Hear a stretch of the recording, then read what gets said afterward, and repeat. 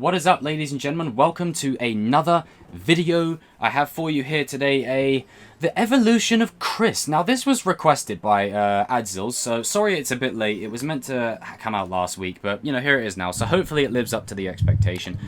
And in this video, it's quite obviously just going to be me talking a little bit about Chris, where I think he could go, how far I think he's come, and you know, just sort of talking about some of my favorite Chris moments. And this is why Cobra Kai, as I've said, this is what elevates a good show to a great show. It's the secondary, tertiary characters who aren't the main ones, like Hawk, Miguel, or Robbie, or Sam, or even Tori now.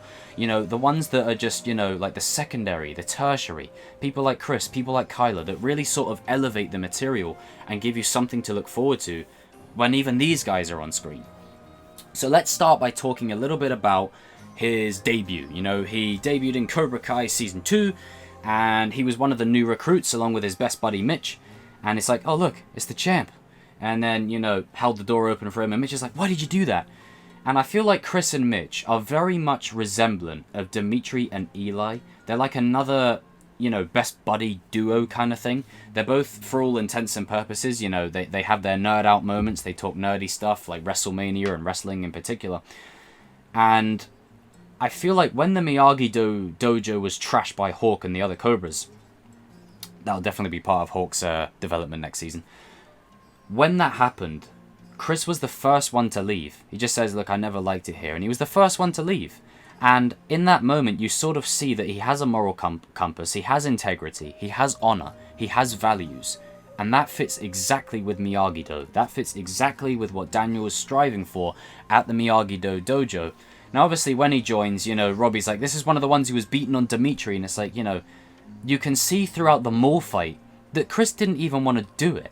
He didn't want to do it. Look, the way he even grabs Robbie, it's not, you know, convincing at all. He just kind of grabs him because Hawk kind of gives him the nod to.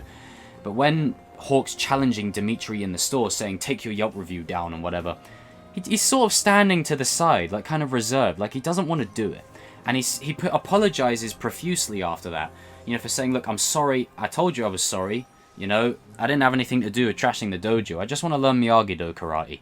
And I feel like it's a very sort of underappreciated moment where him and Dimitri lift the rock together, showing that no matter what side of the fence you're on, you know, no pun intended to the dojo, you can come together and you can, you know, for example, just lift the rock and you can work together. And Hawk and Mitch becoming friends, and then Chris and Dimitri becoming friends, it's like the duos traded friends. And I feel like that really helped Dimitri as well. Chris's sort of joining of Miyagi-Do really helped Dimitri's character, and really sort of elevated Dimitri to have more confidence within himself.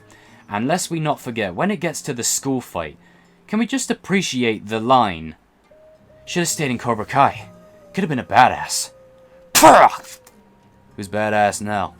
Can we just appreciate that? Like, the minute he drops the book, that's a mic drop moment. That's literally a mic drop moment right there, you know? And Chris has a lot of those lines right across the board. He's like, no, not cellar dressing. Like British Bulldogs and the Heart Foundation. And then he has like you know, he's like, they were friends, dipshit. Not a WrestleMania something penis breath. He has a lot of that right across the board. And he works at golf and stuff, you know? What's not to love? And shout out to Khalil, you know? Khalil's seems like a pretty top dude. But I'm interested to see where he goes from here. You know, it's sort of, I want to sort of get to know him a little bit more. What's his, you know, motivation? You know, what does he want for himself? And I feel like the more closer we get to season 5 and 6, excuse me, the closer we get to season 5 and 6, we're going to start to really sort of see where these characters want to be for their, you know, their lives. And I could honestly see Chris and Mitch just becoming like WrestleMania WWE commentators. Like Jerry the King Lawler or, you know, Jim Ross or whoever. Like, just sat there commentating over wrestling matches. I could totally see that. I could just totally see that. Them two just sat there commentating over, like, wrestling matches and stuff like that. It would just be, it would be cool. But I do feel like Chris really sort of helped elevate Dimitri and his confidence level within Miyagi-Do.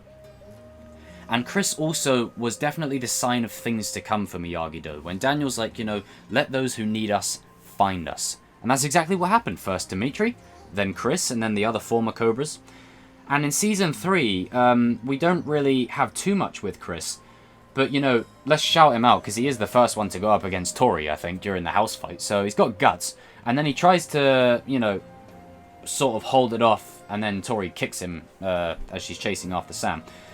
You know, he has honor, he has values, and he has integrity. And I feel like just small scenes would go a long way for his character. And with Season 4, I do feel like we're going to get a lot of that. Whereas Season 1 and Season 3 I felt were more action-based. And Season 2, yes, it had action. But I felt like there was a lot more quiet moments where the characters were just growing naturally and organically.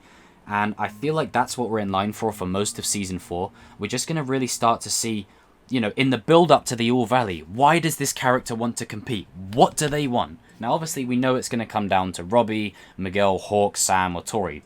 Those 5 in particular. We know it's going to come down to them.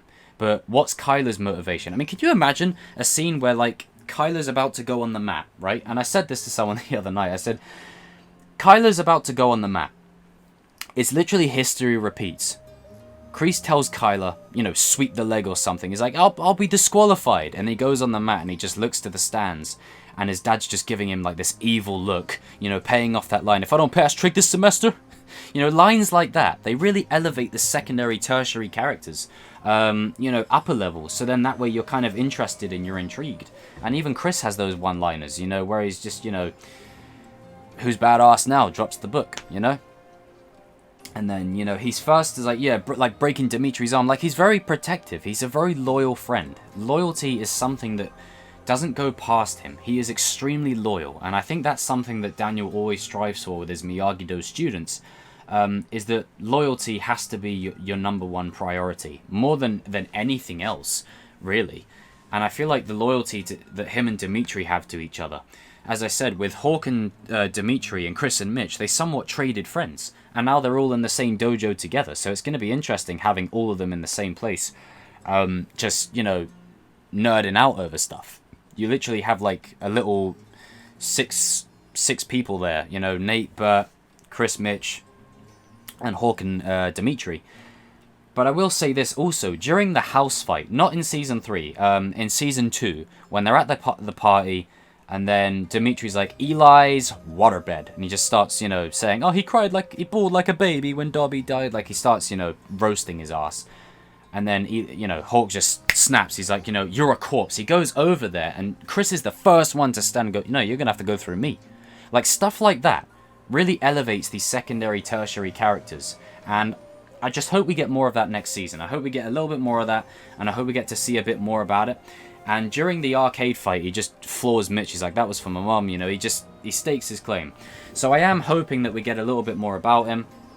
And guys and girls, do me a favor, comment down below who you think his opponent will be for the All Valley.